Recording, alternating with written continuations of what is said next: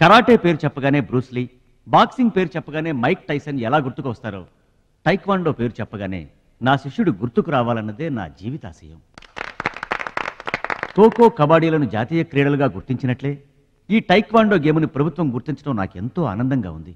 ఈ సందర్భంగా sports authorities వారిని ఈ గేమ్ని మరింతగా ప్రోత్సహించవలసిందిగా రిక్వెస్ట్ చేస్తూ ఇప్పుడు త్రినాథ్ గారిని మాట్లాడవలసిందిగా కోరుకుంటున్నాను. ప్లీజ్. ముందుగా మనం అభినందించాల్సింది కోచ్ పరశురామ్ గారిని.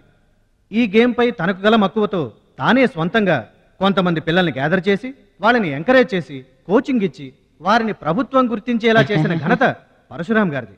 ఇప్పుడు మనం ఆయన శిష్యుడు జంట నగరాల ఛాంపియన్ అడిగేది ఇలాంటి టైంలో కూడా పంక్చువాలిటీ లేకపోతే ఎలాగా? అది ఆటోగ్రాఫ్ కోసం ఫ్యాన్స్ వచ్చారండి, అందుకని. ఆటోగ్రాఫ్లు ఇవ్వడానికి గంటలు పడుతుందా? పేపర్ మీద సంతకం అయితే 10 సెకండ్లో పెట్టొచ్చండి. టాప్ టు బాటమ్ ఆటోగ్రాఫ్ అడిగింది, అందుకని పైన పైన గదిలో పెడుతున్నాడు.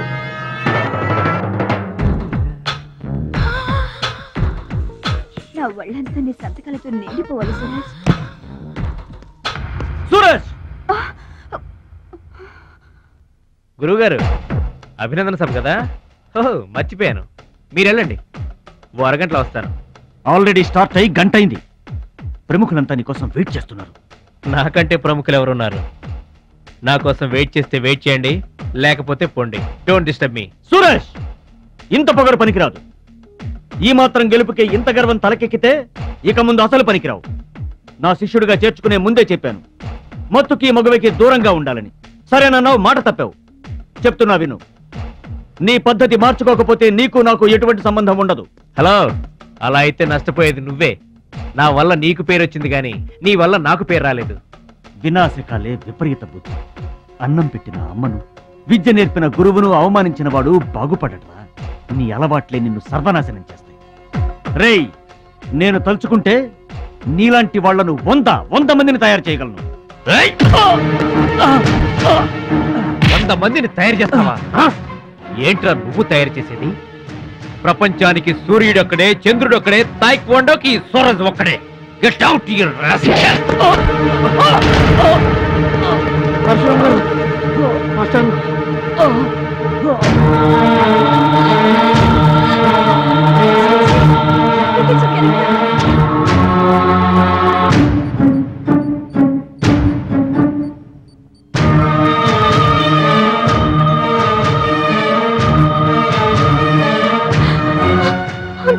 చూడమ్మా, నాన్నకి ఏమీ కాలేదు, చాలా లైట్ స్ట్రోక్. అది ఫస్ట్ టైం.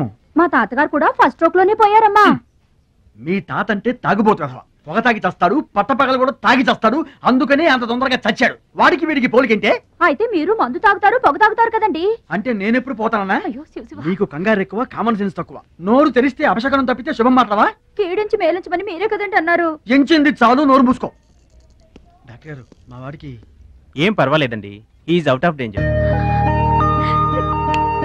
కంగారు పడకమ్మా, నాకేం కాలేదు. మా మహాలక్ష్మి, మిగతా ప్రాబ్లమ్స్ ఏమీ లేవు. బైపాస్ సర్జరీ ఎంత త్వరగా చేస్తే అంత మంచిది.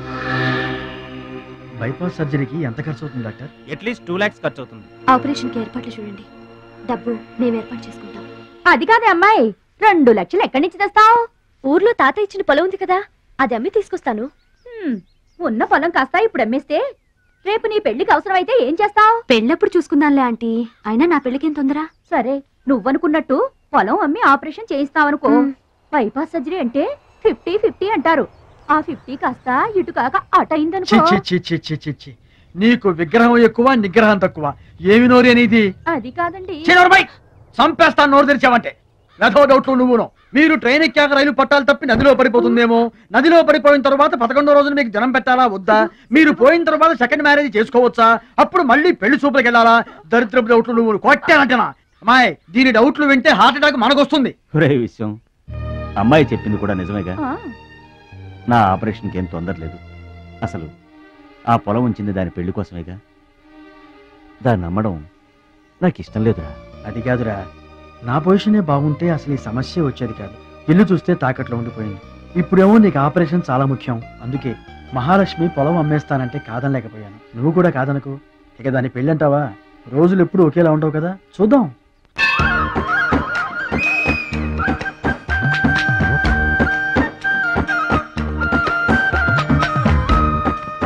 చిచ్చి పెరవాసన. ఎక్కండి బాబా, ఎక్కండి, త్వరగా ఎక్కాలా. ఆపండి, వచ్చేస్తున్నా. ఈ బ్రేక్ ఇన్స్పెక్టర్ ఎవరు? Sorry, very sorry, extremely sorry. Hello, ఒక్కసారి ఇట్రా. నీకు ఫోకస్ ఎక్కువ, ఫీలింగ్ తక్కువలా ఉంది. గేదెకి ఎవరన్నా సారీ చెబుతారా? తప్పే ఉంది మాస్టారు. మీరు నా మీద పడ్డారనుకోండి, మీరు నాకు సారీ చెప్తారుగా. చెప్తే అలాగే దానికి కూడా నేను చెప్పాను. గేదెలు కూడా మనలాంటి ప్రాణులేగా.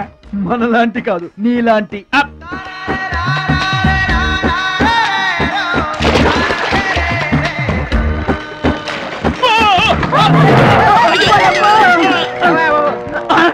అమ్మో, చిమ్మడిపోను. పడవల్లో కుండల్ని రవాణా చేస్తారని తెలుసు గాని కొండల్ని కూడా రవాణా చేస్తారని నాకు ఇప్పుడే తెలిసింది. ఏంటి బాగుతున్నావు నిలబడి? నువ్వు కూడా వాడి మీద పడు, సరిపోద్ది. సారీ అమ్మా, వెరీ సారీ, ఎక్స్ట్రీమ్లీ సారీ. అవునమ్మా, నీ ఆరోగ్య రహస్యం బూస్టా? కాదు, నాటుకోడి రోస్ట్. రోజు తింటావా? ఆదివారం తప్పించి. మరి ఆదివారం ఏం తింటావు? Mutton paste. అయినా నీకు ఇదంతా ఎందుకయ్యా వేస్ట్? నువ్వు ఇట్రా. ఈ గేదెలకు పేడ ఎక్కువ, పిడకలు తక్కువ. ఏమయ్యా, గేదెల్ని పడవలోకి ఎక్కించిన వాడివి, వాటి మంచి చెడు చూసుకోవద్దా? గేదెల్ని నేను ఎక్కించడం ఏంటి? అవి నీవి కావా? నా ఏం కావు. నీవి కాకపోతే మాత్రం ఎవరివో తెలుసుకొని తిట్టాల్సిన బాధ్యత నీకు లేదా? నువ్వు పెద్ద మనిషివి కావా? నేను పెద్ద మనిషినే. మరి తిట్టు. ఎవడ్రా వాడు? గేదెల్ని ఎక్కించినోడు ఎవడ్రా? నేనే. ఏమయ్యా, నీకు బుద్ధి లేదా? గేదెల్ని కూడా పడవలో తీసుకొస్తావేంటి? గోదాట్లో వదిలేస్తే ఈదుకుంటావా ఏంటి? దున్నపోతులో ఉన్నావు నువ్వు, ఈదుకుంటా రావచ్చుగా. గౌడి గేదెకి లాగు చొక్కేసిన ఫేస్ నువ్వును. మాస్టారు, అయ్యా, గేదెలు ఎవరివని మీరే అడగచ్చుగా, నన్ను ఎందుకు అడగమండం? అడిచి ఆ అడిగి మరీ ఎవరు తిట్టించుకుంటారు చండాలంగా? I see. నా వ్యాపారం నేను చేసుకోక దురద కాకపోతే మీ వ్యవహారాల్లో నేను ఎందుకు వేలెట్టడం? ఇంతకీ ఏంటి నీ వ్యాపారం?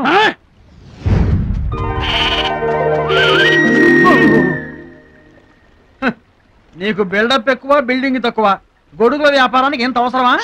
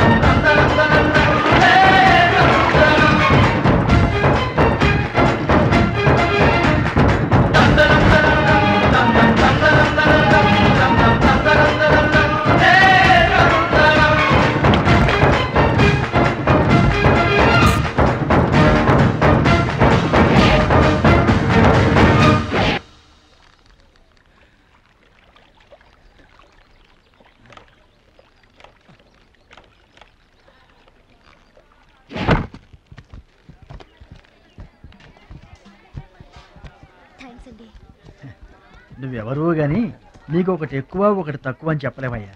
గోదావరంత గుండె, భద్రాద్రంత కండ, సాక్షాత్తు రాముల వరలో వచ్చి కాపాడేవయ్యా. నూరేళ్ళు చల్లగా ఉండు. మా బాగా చెప్పారండి. భద్రాచలం, ఆ గంగమ్మ తల్లికి నువ్వంటే ప్రాణం రా. ఆ తల్లి నిన్నెప్పుడు చల్లంగా చూసుకుంటుంది. సరే గాని ఇంతకీ ఆ పడవ ఎందుకు బెసికింది? కాను ఆ గొడుగులాడన్నా. గొడుగులోడా? గొడుగులు వ్యాపారమా అని తేలిగ్గా తీసిపారేకు. ఇదిగో మా ఊళ్ళో ఈ గొడుగులు ఎవరు వాడరు, అందరూ తాటా గొడుగులే వాడతారు. నా కెపాసిటీ నీకు తెలీదు.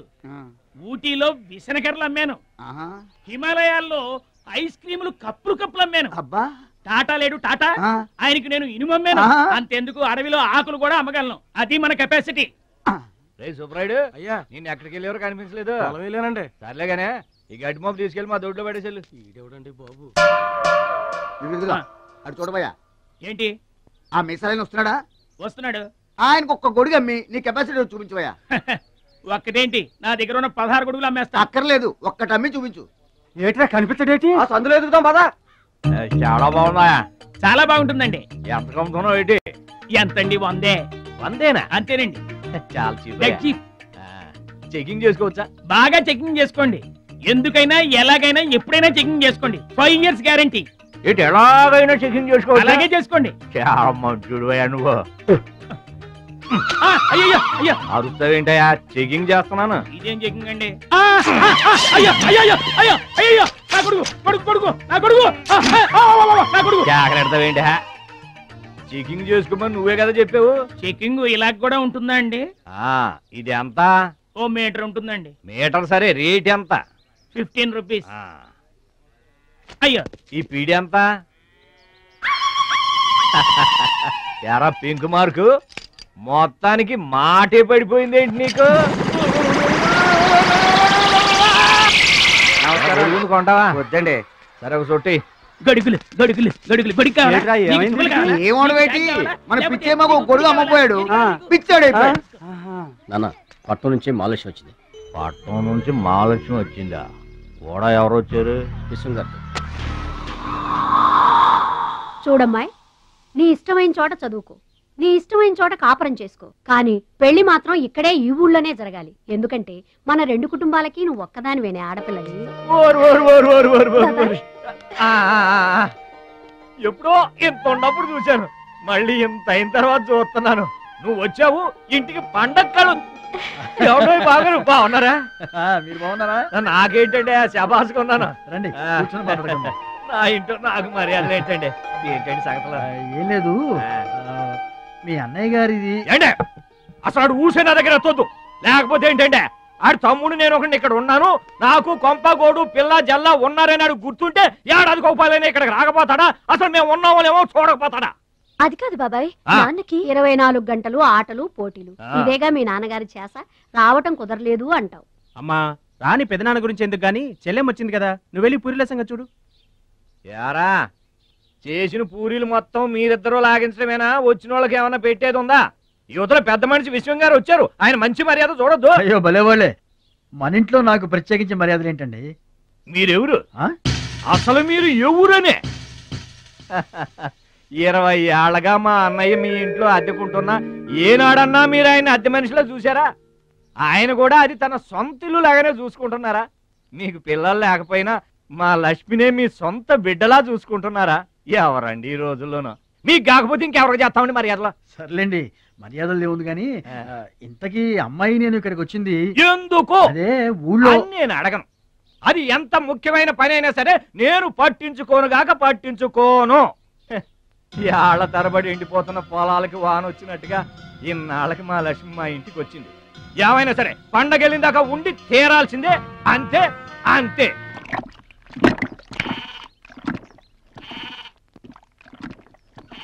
మేక నమ్ముకురమ్మని పంపిస్తే మరిది గారు మళ్ళీ వెనక్కి తెచ్చారెందుకో? కంచాల టైంకి మాత్రం టెన్షన్గా వచ్చి కూర్చుంటాడు. అడగరేంటి బావగారు? అడుగుతా, ఏరా మాట్లాడకుండా పోతామే, అమ్మలేదా? ఎలా అమ్మంటావు అన్నయ్య? ఇది తల్లి కడుపులోంచి బయటపడుతున్నప్పుడు కింద పడితే ఎక్కడ దెబ్బ తగులుతుందో అని ఈ చేతులతో పట్టుకున్నవాడిని, మళ్ళీ అదే చేతులతో తల్లి నుంచి బిడ్డను వేరు చేసి కసాయివాడికి అమ్మడానికి నాకు మనసు రాలేదన్నయ్య. విన్నారా? వింటున్నా. అక్కడికి ఆయన దొక్కడిదే జాలిగుండే, మనం మాత్రం కసాయోళ్ళం.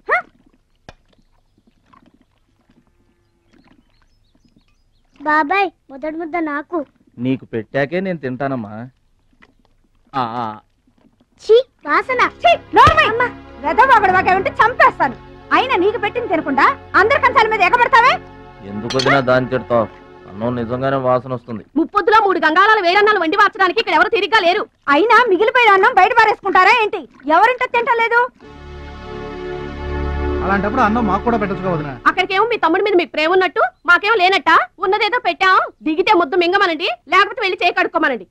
ఎందుకేమన్నా తాడిపోసుకుంటావు? నేను ఇద్దరం చేసే పని వాడు ఒకటే చేస్తాడు. మన నలుగురిని తినే తిండి ఒక్కడే తింటాడు.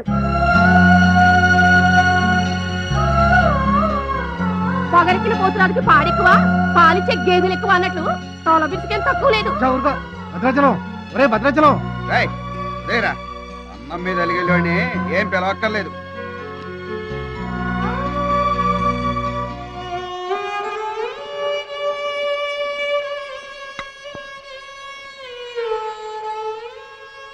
రే రాముడు లక్ష్మణుడు తేనండి, కొమ్మండి, పచ్చిగడ్డి ఎండిగడ్డి కలిపి కొట్టండి.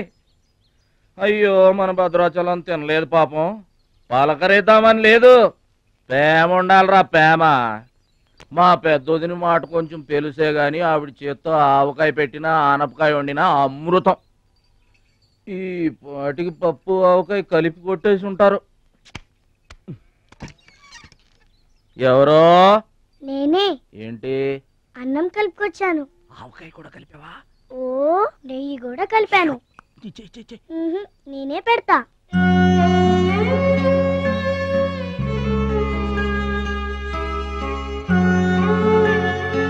ఏంటి ఏడుస్తున్నావు? మా అమ్మ మాటలు గుర్తుకొచ్చాయా? మా అమ్మ గుర్తుకొచ్చింది. క్రితం జన్మలో నువ్వు మా అమ్మవై ఉంటావు.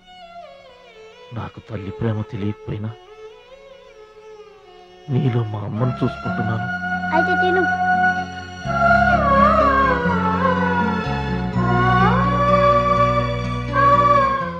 ఏంటి చెల్లై చూస్తున్నావు? అతను వాడి గురించి ఒక్క మాట మాట్లాడినా వేస్టే. పనికి మాలిన వెధవ, సోంబేరి, తిండి పోతు. ఆయన తిండి సరే, ఈ తిండి దేనికి? రేపు పోటీలు కదా, గెలుద్దామని. గెలుద్దామనే? ఆ సెటప్ ఏంటి? వాడు వేస్ట్ అయితే వీడు సూపర్ వేస్ట్ కదరా అన్నయ్య. నువ్వు చెప్పింది కరెక్టే. వాడు పోటీలకేనా? గెలుద్దామనే? వాడు గెలుద్దామనే. వీడికి మ్యాథ్ ఎక్కువ, మోత్ తక్కువ. వాడికి కండ ఎక్కువ, కార్యం తక్కువ. దొందు దొందు. మా రోజుల్లో అయితేరా ప్రతి సంవత్సరం ప్రతి సంవత్సరం అమ్మా. నువ్వా? పాతికిస్తావా? పాతికేంటి? పాలా ఇస్తావా? పావలా ఏంట్రా? పోనీ ఊరికే ఇస్తా. ఏంట్రా నువ్వు ఉంది అంటే? అదేగా అదే. నిన్ను చంపేస్తాన్రా. ఇసుక బత్తాలు ఎత్తుతుంటే ఆడోళ్ళు ఇరగబడి చూసేవాళ్ళు. పిచ్చాయి బావా, పిచ్చాయి ఎడు. ప్రతి సంవత్సరం లాగానే ఈ సంవత్సరం కూడా జరగబోయే శ్రీరామనవమి పోటీలను మన ఊరి సర్పంచ్ గారు ప్రారంభిస్తారు.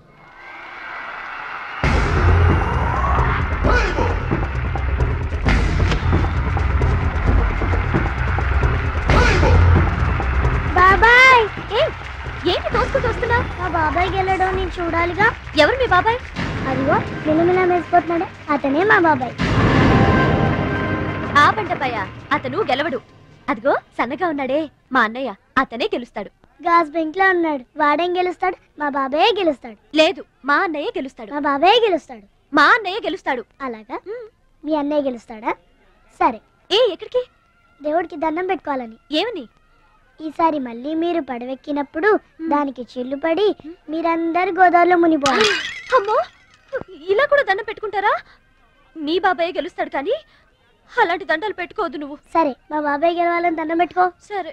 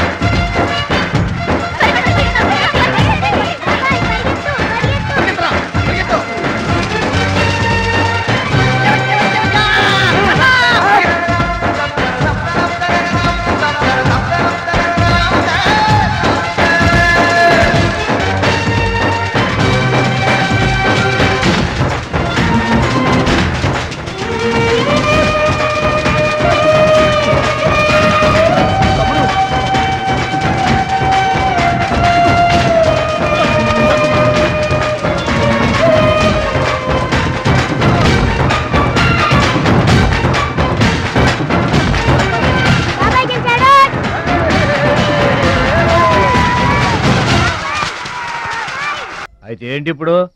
ఆడి గుండె జబ్బొస్తే నేను డబ్బులు ఇయ్యాలా? మీరిచ్చేదే ఉంది బాబాయ్, మా పొలం ఉంది కదా, అది అమ్మి. ఆహా, అమ్మి డబ్బు ఒట్టుకుపోదామని వచ్చావన్నమాట. మా తల్లే, వాటాలు పనిచేయడానికి మీ 5 పూచు పుల్ల కూడా లేదు ఇక్కడ. మా అమ్మా నాన్న వాడిని డిగ్రీ దాకా చదివించారు, అది గుర్తుంచుకోండి. వాడు చదువుకున్నాడు కాబట్టే వాడికి 5 ఎకరాలు పంచారు. మీరు చదువుకోలేదు కాబట్టే మీకు 20 ఎకరాలు ఇచ్చారు. అయినా ఇవాళ వాడి ప్రాణం మీదకి వచ్చి అవసరమై వాడి పొలం వాడు అమ్ముకుంటానంటే మీరు అభ్యంతరం పెడతారేంటండి?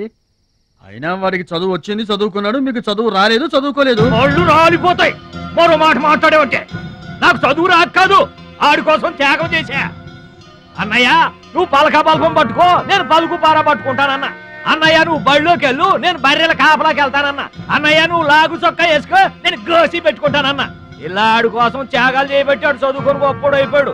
ఇంకా ఆడి కోసం త్యాగాలు చేసి నా పెళ్ళం పిల్లల రోడ్ల మీద అడుక్కు తినమంటావా? చెప్పు చోమహా. అలా అంటావేంటి బాబాయ్?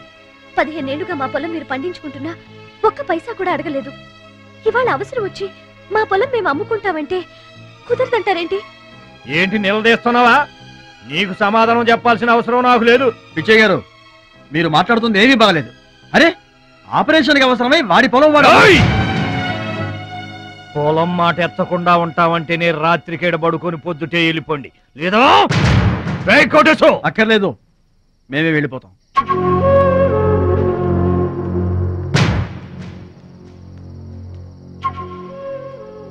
మీరేం బాధపడకండి, ఊరేం గొడ్డుపోలేదు.